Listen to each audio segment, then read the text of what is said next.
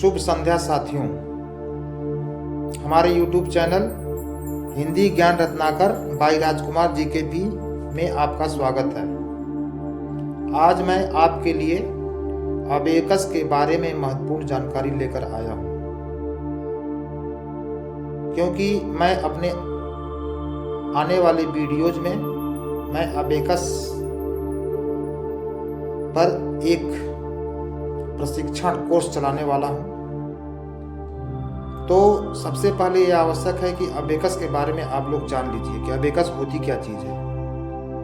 Abacus एक गणना उपकरण है।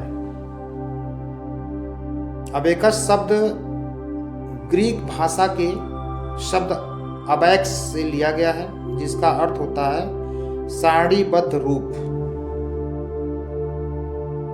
अबेकस में मोतियां होती हैं, उन्हें बीट्स कहा जाता है, जिन्हें तारों के मध्य रखा जाता है। अबेकस के बहुत सारे नाम हैं, जैसे हम इसे गणितीय उपकरण भी कहते हैं, गिनतारा भी कहते हैं। वैसे अबेकस का पूरा नाम abundant beads addition and calculation utility system है। अबेकस का आविष्कार किसने किया, इस बारे में जानकारी हासिल नहीं है, लेकिन इतिहास को जब हम खंगालते हैं तो हम इसकी शुरुआत मेसोपोटामिया सभ्यता से जोड़ते हैं। इसके अलावा चीन, जापान, भारत, रूस आदि देशों में गणितीय संबंधी जो गणना होते हैं, जोड़ घटाव गुणा भाग आदि का प्रयोग इस अबेकस के माध्यम से कर सकते हैं। तो ज़्यादातर हम देखते हैं कि व्यापारियों को जिन्हें गणित तत्काल रूप से जोड़ना होता था, वे करते थे। इसमें एक चौकोर पट्टी होती है लकड़ी की, उसमें तार के अंदर मोतियां होती हैं। मोतियों की जो संख्या होती है, एक तार में 5 संख्या होती है, जिसे एक डिवाइडर रेखा 2 भागों में बांटती है।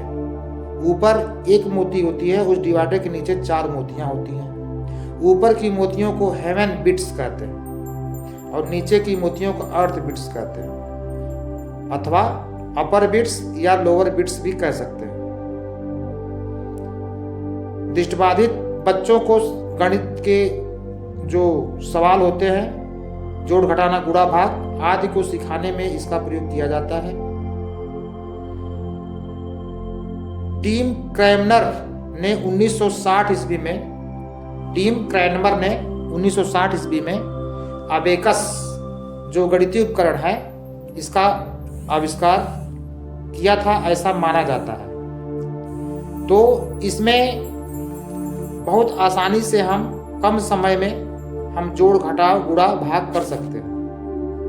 तो अबेकस का प्रयोग करने से बहुत सारे लाभ भी होते हैं, जैसे हमारी एकाग्रता बनी रहती है, हमारा IQ लेवल बढ़ता है, व्यक्ति के अंदर आत्मविश्वास बढ़ता है। इसमें कुछ चीज़ों को जानना बहुत जरूरी है। इसमें जो तारें होती हैं, साइड 2 होते हैं, लेफ्ट एंड राइट।